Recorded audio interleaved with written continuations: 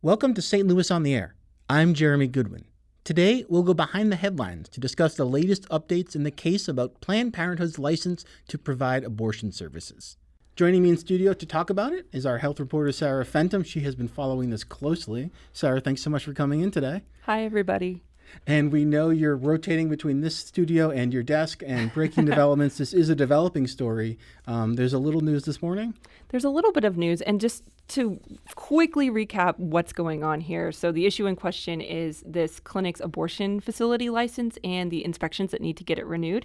Each year, the clinic has to undergo an inspection to get the state to sort of re-up its license.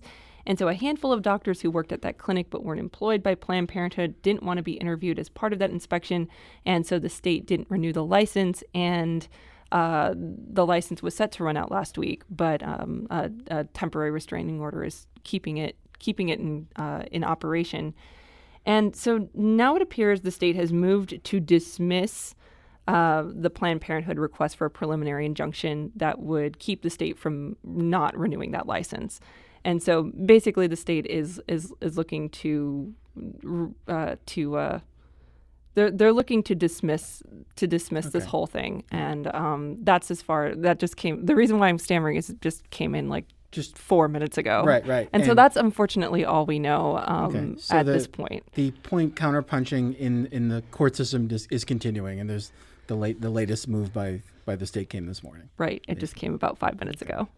Let's put this in a little more context for folks who aren't following it as closely as folks in this newsroom. Sure. At this hour a week ago, there was a lot of drama in the air as the Planned Parenthood St. Louis location was looking at possibly losing its ability to provide abortion services at midnight that night. Yes. That didn't happen. What happened? So it didn't happen. Planned Parenthood got what they consider is a victory. The judge granted them a temporary restraining order that lets them keep their license until the judge makes a more definitive ruling. But it's important to remember that temporary restraining order wasn't a judgment on the merits of either side's argument. It was just to keep the status quo in place until the judge makes a bigger decision about this license renewal process. Okay, so it was sort of a brief reprieve. It was, they said, oh, well, we're celebrating this today, but the battle is far from over for them. And so basically it's just keeping everything the same until a bigger decision is made. Okay. And this has continued to develop over the course of this week. What's happened? So this week, the judge actually heard both sides of this argument.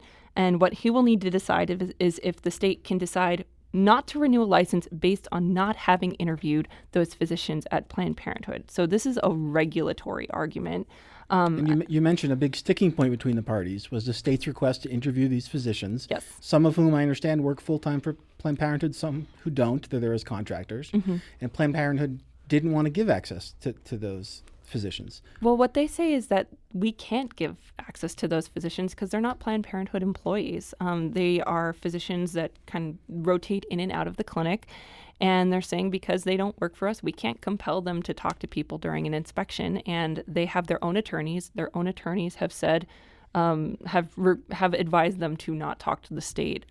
What they say is this investigation is somewhat open-ended. Those are their words. And to talk without more information could potentially implicate them in a criminal proceeding. Is this an annual license renewal? Yes. So none of this is new, right? Are interviews like this, have they been part of this in the past?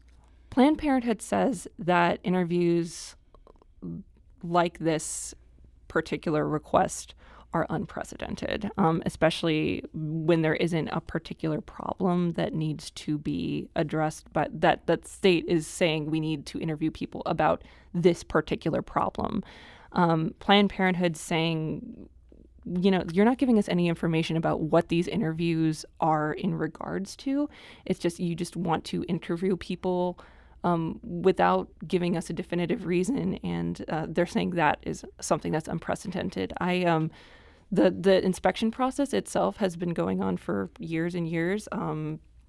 Dr. Eisenberg, who's the medical director of that clinic, says every year we've had an inspection, every year we've gotten our license renewed, but this is the first time that we've seen this tangling over these kinds of interviews. What is the state presenting as the problems that need to be addressed there? That's another thing. They're somewhat vague about this to both apparently Planned Parenthood and to the public at large. They have concerns about what they say are, they call them deficiencies, instances where patients have been put in what they call grave danger. Other than that, they are reticent to say what exactly those problems are. Would a typical license renewal process have some bullet points about what the exact concerns are? And that's a big thing that's before the judge right now, is there's actually a license renewal process that's set out in state law that says inspections happen, and if there are deficiencies, the state and the clinic can work on a correction plan. And then it's kind of re-inspected, and you go back and forth with these correction plans. And only if the state, or only if the clinic doesn't comply with these correction plans and keeps on breaking rules, will the clinic not be given its license back. Mm-hmm. And what Planned Parenthood's saying is, you're not following these rules as part of this investigation. Like, if we don't know exactly what the problems are, we can't fix them. What the state is saying is, if you're not making these people available for interviews, we can't do that inspection to know what the deficiencies are. And so there's a lot of tangling over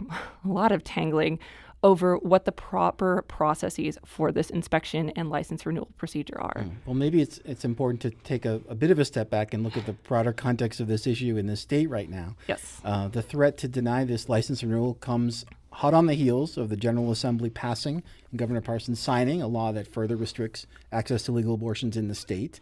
Now the State Department of Health and Senior Services, have they opened a sort of second front in this battle alongside the legislature to use regulatory power to curb abortion access? Well, that's certainly what Planned Parenthood lawyers are saying. Uh-huh. What the state is saying is, this is not, even though the optics of it appear to make it look like that, what the state health department is saying is, this isn't about abortion at all. This is about regulatory procedures.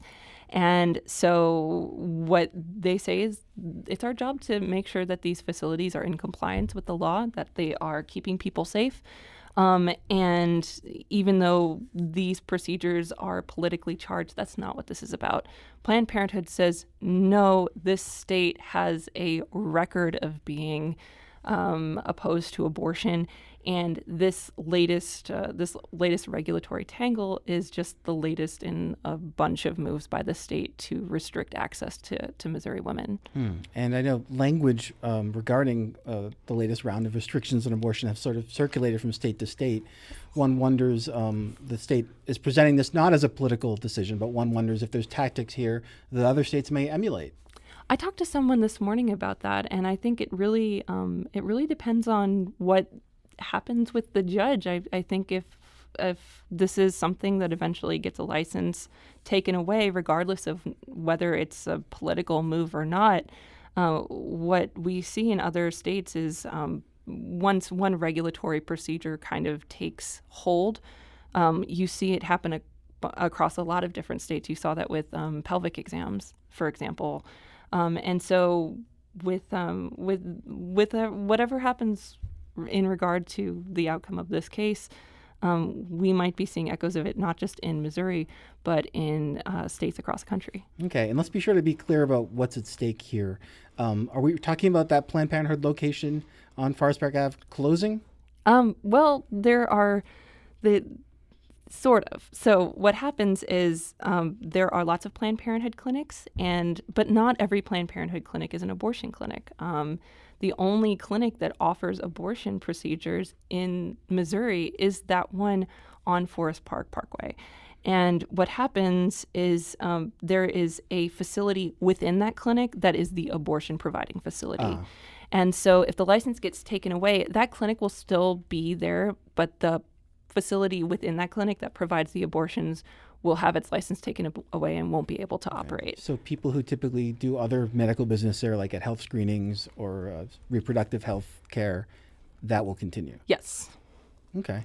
And just remind us where we are at this moment. Are we expecting something to change today? Where we are at this moment is in a waiting game. Mm-hmm. The judge has taken both of the arguments under consideration, and both of the arguments were submitted earlier this week, but he has not said when he plans to rule like he has in the past. And so It could be today. It could be next week. Right now, we are just refreshing the case docket on CaseNet and waiting to see if anything new happens. So it's anybody's guess. And you've got your car gassed up and fresh batteries and all your gear? And I never have my car gassed up, but I definitely have fresh batteries in my recorder. So Okay. We'll see what happens. It's 4 blocks away. We'll see what happens. Sarah Fenton, thank you so much for joining us to talk about this. We know you've got a lot of work to do, so thanks for following the story so closely. My pleasure. That's Sarah Fenton. She's St. Louis Public Radio's health reporter.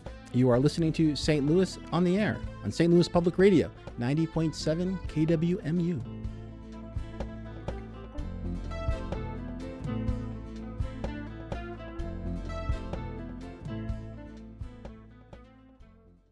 Support comes from the Missouri Forest Products Association, saluting Earth Day on April 22nd with an ongoing commitment to help offset carbon emissions with sustainable harvesting of Missouri forests. Details at choosewood.com. The Gateway brings you the day's news from the St. Louis region and across Missouri.